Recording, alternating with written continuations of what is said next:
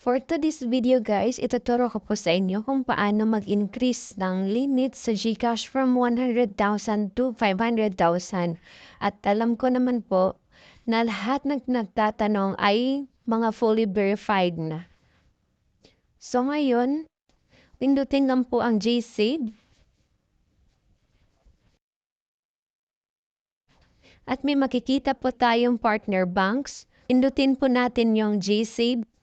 Then, ang gagawin nyo lang po dyan is mag-deposit lang po na minimum 100 pesos po at pwede naman po yung i-withdraw once na na-increase na po yung limit nyo. Sa mga wala pa pong account ng GSave, mabilis lang po yan. May pipilapan lang po kayo ng mga personal information nyo at saka automatic magkakaroon po kayo niya ng account number. So at dun po, pwede na po kayo makapag-deposit ng 100 pesos po. Sa mga nagtatanong po kung pwede pong i-withdraw yung 100 pesos nyo after mag-increase na yung limit, yes, pwede po nyo yung i-withdraw once na-increase na po kayo. So, ngayon, ina-try po nating mag-deposit at least 100 pesos po. Yan, next. At mag-confirm lang po tayo. Then, okay.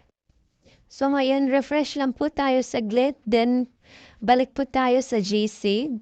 So, GSave by CIMB. Then, ayan po, nag-increase po yung balance natin. Then, ngayon, try ulit natin mag-withdraw ng 100 pesos. Next. Then, confirm. May magsisend po ng OTP. Ayan, 080387.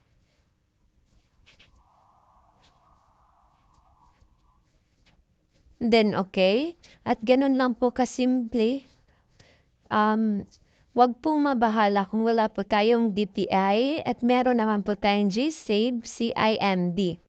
At hintayin nyo na lang po yung text ni GCash kung na-increase na po yung limit nyo. At ngayon, ipapakita ko po sa inyo yung sample. Wow! And that's it guys. Don't forget to like and subscribe my YouTube channel.